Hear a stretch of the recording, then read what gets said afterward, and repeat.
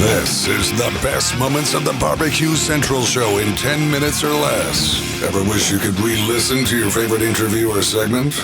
Do you enjoy hearing older shows for the first time in years? Then the best moments of the Barbecue Central show in 10 minutes or less is just what you need. Thanks for listening and enjoy the show. Greetings, everyone. Welcome to a very special holiday edition of the best moments of the Barbecue Central show in 10 minutes or less. Today's show is being brought to you by Crawford's Barbecue Pit Products. Check out their complete line of awesome products over at crawfordsbbq.com. In today's show from December the 20th, 2011, Meathead from AmazingRibs.com is in, talking all things rib roast. We're going to hear from Meathead in just a few minutes. But first, let's check out the world premiere of Rempe and the Centralites and their smash hit, The 12 Days of BBQ Christmas. Here we go. I got my backup singers coming in here now. All right, ladies, we all good here or what? All right, we got to get towards the microphone so everybody can hear everybody. We off camera, we have a whole backup group that is about ready to put one on for the age. All right, everybody go ahead and introduce yourself. You go ahead first there, little one. What's your name? Marley. All right, Marley. And the middle one? Maddie. Maddie is ready. And the oldest one? Bobby.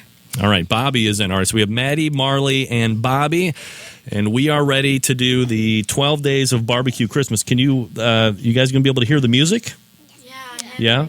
Are you sure? Hopefully. Yeah. All right, now remember, the music is a little out of the ordinary, so we'll all make sure you're listening so we can do it properly. We listened to it while you were here. Okay, great. So you were listening to it while I was here. All right, here we go.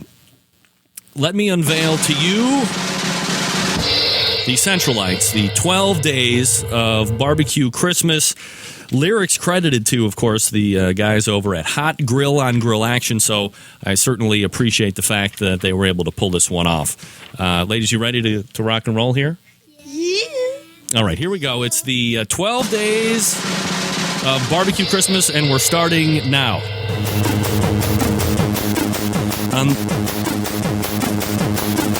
On the first day of Christmas, my barbecue gave to me a case of cold Coors Light. On the second day of Christmas, my barbecue gave to me 2 chimney starters and a case of cold Coors Light. On the third day of Christmas, my barbecue gave to me 3 pork cases, 2 chimney starters, and a case of cold Coors Light. On the fourth day of Christmas, my barbecue gave to me 4 packs for sugar, 3 pork cases, 2 chimney starters, and a case of cold Coors Light. On the fifth day of Christmas, my barbecue gave to me 5 Weber bullets, 4 packs brown sugar, 3 pork cases, 2 chimney starters, and a case of cold Coors Light. On the sixth day of Christmas, my barbecue gave to me 6 thermometers probing, 5 Weber bullets, 4 packs brown sugar, 3 pork cases, 2 chimney starters, and a case of cold Coors Light. On the seventh day of Christmas, my barbecue gave to me 7 cold bags burning, 6 thermometers probing, 5 Weber bullets, 4 packs brown sugar, 3 pork cases, 2 chimney starters, and a case of cold Coors Light. On the 8th day of Christmas, my barbecue came to me 8 spring, 7 cold bags burning, 6 thermometers probing, 5 Weber bullets, 4 packs brown sugar, 3 pork cases, 2 chimney starters, and a case of cold Coors Light. On the 10th day of Christmas, my barbecue gave to me 10 pans of foiling, 9 logs of smoking, 8 apple juice spraying, 7 cold bags burning, 6 thermometers oh, I messed up. 4 packs brown sugar, 3 pork cases, 2 chimney starters, and a case of cold Coors Light. Number 10. On the 10th day of Christmas, my barbecue gave to me 10 pans of foiling, 9 logs of smoking, 8 apple juice spraying, 7 cold bags burning, 6 thermometers probing, 5 Weber bullets, 4 packs brown sugar, 3 pork cases, 2 chimney starters, and a case of cold Coors Light. On the 11th day of Christmas, my barbecue gave to me 11 butters melting, 10 pans of foiling, 9 logs of smoking, 8 apple juice spraying, 7 coalbacks burning, 6 thermometers probing, 5 Weber bullets! 4 packs brown sugar, 3 pork cases, 2 chimney starters, and a case of cold Coors Light. On the 12th day of Christmas, my barbecue gave to me 12 spices blending, 11 butters melting, 10 pans of foiling, 9 logs of smoking, 8 apple juice spraying, 7 coalbacks burning, 6 thermometers probing, 8 Weber bullets, 4 packs brown sugar, 3 pork cases, 2 chimney starters, and a case of cold Coors Light. Yeah!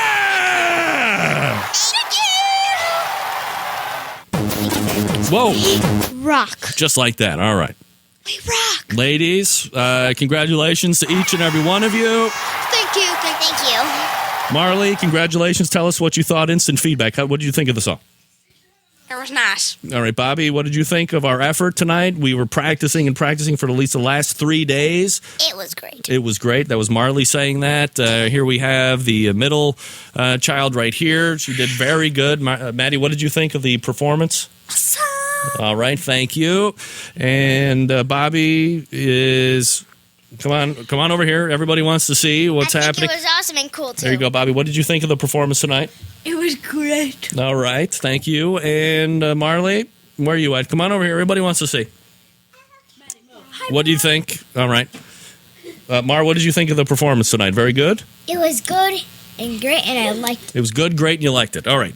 Beat it. This is my show, ladies and gentlemen. That's right. Beat it.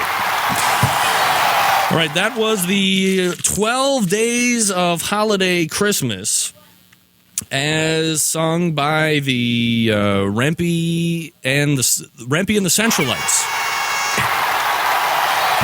Special thanks again going out to Logan Hendrickson, Ryan Amos. Why am I drawing a blank on the other two? Matt Frampton and Chris Yellick. These are the guys from Hot Grill on Grill Action. That's right. We had a case of cold Coors Light. In reminder, thanks to Donji, case of cold Coors Light, 2 chimney starters, 3 pork cases, 4 packs brown sugar, 5 Weber bullets, 6 thermometers probing, 7 coal bags burning, 8 apple juice sprayings, 9 log smoking, 10 aluminum pans foiling, 11 butters melting, and 12 spices spicing. Somebody get Logan a job writing a show. That was absolutely fantastic. Unfortunately, you would have no idea. I thought this would be one of the easiest songs to find ever, just an instrumental version. But believe me, my friends, it was absolutely not one of the easiest songs to find by any stretch of the imagination. But I was able to find that. I don't even know what you would call that. Is that like a techno version? Gonna 12 days of Christmas. Gonna get your mother. Gonna eat your face off in the pork butts. Gonna inject my thighs. Something like that, right? Jeez, Pete. Get that big stuff out of here. New Kids on the Cooker. That's what I'm talking about. Next super group. Watch out. New Kids on the Cooker. To put in your request for a future show, please contact John Solberg via email at johnjon@thebbqcentralshow.com. Hey, before we get into the second segment, let me take a minute to tell you about Crawford's Barbecue Pit Spritz. Pit Spritz is all natural and gluten-free. Pit Spritz keeps your meat super moist during the cooking process. The Peach Pit Spritz adds an amazing sweet peach taste to your barbecue. It's great on all meats, and it does exceptionally well on pork. All you need to do is screw the included trigger sprayer onto the 16-ounce bottle, and you're ready to go. Get all the details on Crawford's Pit Spritz. Head on over to crawfordsbbq.com. Be sure you use the coupon code GREG at checkout. You will save 10% off your entire order. That's Greg, G-R-E-G. Our meathead. So the topic tonight is prime rib, obviously, and beef roast. This is one of the more popular dishes, especially around this time of year that we're having. Christmas is coming up, all the other associated holidays with this portion of the year. So as we get into prime rib, any opening statements or monologues you would like to make about this particular cut? You know me, don't you? Oh, yes. Let's just get the terminology out of the way first.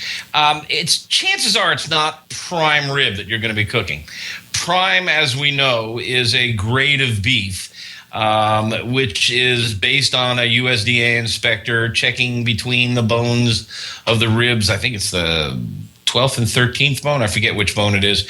And they look at how much marbling there is there, and they say there's a lot of marbling here. Let's call it prime beef. The name prime rib came about because it comes from the rib primal, and that was a name that was given to that cut before the USDA grading system came in. So it's most likely that what you get from your butcher or your grocer is actually choice rib roast. And I think rib roast is probably the better term, the more accurate term, the technically correct term, unless you're getting prime beef. I'm going to try Wagyu for the first time this year. I'm a little concerned if that's just going to be a little too rich, but I've ordered a Struber Ranch Wagyu from Big Papa Smokers, and that's going to cost me, but it should be pretty impressive. But chances are you're getting a rib roast, and the first thing I want to get squared away on rib roast is I really am a strong believer in getting the bone off. Now, I know the bone looks really cool, and I know the bone is fun to gnaw on, but what everybody really likes is the crunchy brown surface, especially if you've got a good rub. And the bone blocks the heat. Now, this business about it's sweeter by the bone is just an old myth. It's rarer by the bone because the bone is filled with like a honeycomb of marrow. Yeah. And that's really good insulator. And it keeps heat from penetrating. It's a heat shield, if you will. And so the meat next to the bone is not going to cook as well.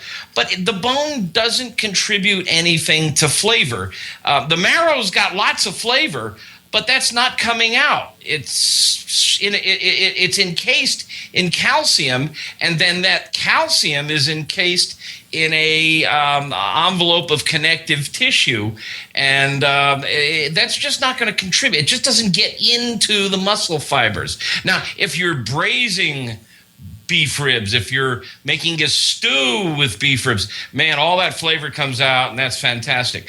But when you're roasting, or smoke roasting, or smoking, or grilling a prime rib, or shall we say a rib roast, the bone is not going to contribute anything. It's just going to block heat. And then when you take it off the grill, that bone stays hot longer than the meat, so it continues to heat the meat. So I just get rid of the bone, and I set it aside, and that's another meal. I just chow down on those bones. A week later, I put them out there and smoke them Texas style, and do the rib roast boneless. And when you do that, the roast is sort of a teardrop or a pear shape. But if you take the bone off, you can cinch it with twine or butcher's string and make it round.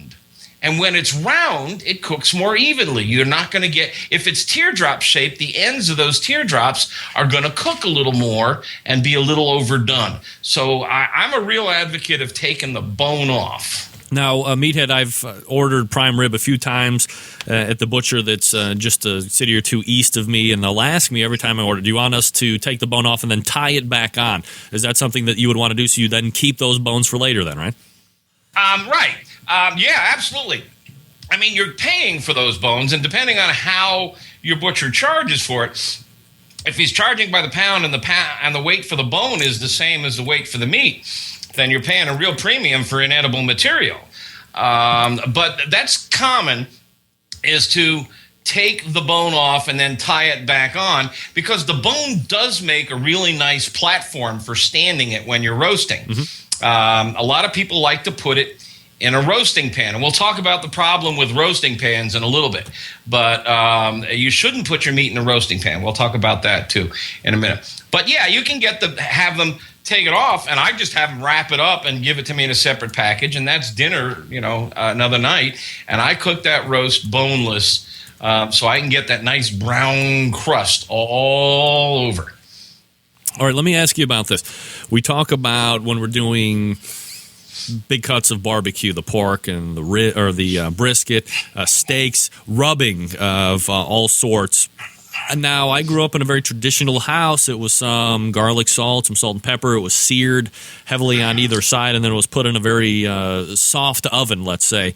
But before we get into cooking process and all that stuff, as far as rubs are concerned, do you like to say, in this case, because it's an expensive cut, it can be more expensive depending on what kind of a quality you get, that you want to have that beefy flavor come through and you want to relax a little bit on the rubs, or is it the opposite for you? No, just the opposite, I think. You've got this massive, depending on the size, what is it? It's going to be maybe 5.5, 6 inches diameter. It's not going to penetrate very far. We talked a little bit last time, I think, about brining. Marinating is the same thing. If you go to my website, I got an article on marinating, and what I did was I took a piece of beef and submerged it in a marinade for 24 hours, only I used a green dye. And you can see that green dye does not penetrate very far. Dr. Greg Blonder, whom we've talked about before, he's a physicist, used to be with Bell Labs. He's doing research for me on barbecue, and he's done some really interesting work, and where he uses indicators and dyes in order to tell how far things penetrate. A rub all by itself, even with a mustard base or an oil base, is not going to get more than 1/8 of an inch down into the meat. But that's okay. That's good, because, I really like that. Brown is beautiful when you're cooking, You got a loaf of French bread, and the crust is the best part. Right. That's the Maillard reaction, the Maillard effect, the chemical reaction, where amino acids and sugars and things change, and you get that really deep, complex flavor on the surface. It dries out a little because there's evaporation from the surface, so you get your brown, your shell, your bark. And I like to use an oil, and 1-to-1, I make a beef rub with herbs. I use rosemary and some garlic and whatever. I've got a recipe for a beef rub that I like on my website, but you guys can whip up your own or buy one. I like to lean heavily on herbs, get a little salt in there. I stay away from sugar. I'm not a big fan of sugar on beef. That's just my opinion. And mix it about 1-to-1 with an oil, cooking oil, olive oil, whatever, and just rub it up, and try to rub it up the night before so it will penetrate a little more. And then you get that really nice crust all around, especially where the bones used to be. And that just gives you, the bones cover almost 20-30% of the surface area, so you get just a lot more really nice crunchy crust that way. What about injecting a rib roast? Fan, not a fan, ever done that? Think it's a good idea or not? I've never done it, and frankly, you just caught me off guard. I've never thought of it. I don't know that I would bother. The beauty of injecting is that it works better than marinating or brining, because when you inject, you can get whatever you're injecting down into the meat. On turkey, you can get salt water, or you can get butter down into the meat. Boy, prime rib, you've got, this is the longissimus and the spinalis muscles. The longissimus is a big, long tube, and then there's this half moon muscle that kind of wraps around it, and that's the spinalis. And these are the most heavily marbled, the most tender, the most flavorful, the softest, the juiciest. I don't know that I feel the need to inject. And if I did, what would I inject with? And there it is, from December the 20th in 2011, Greg Rempe and the Centralites, and Meathead from AmazingRibs.com. There's a whole lot more to that Meathead segment. There is a link in the show notes that's going to get you right to that page. Check it out. Meathead, always full of great information as well. Special thanks to Crawford's barbecue pit products. Check them out over at crawfordsbbq.com. Please be sure to use the coupon code GREG at checkout for 10% off your order. That's Greg, G-R-E-G. Thank you so much for listening. I wish you all a very wonderful and joyous holiday. Until next time, I'm your host, John Solberg. And as always, I look forward to talking to you again soon.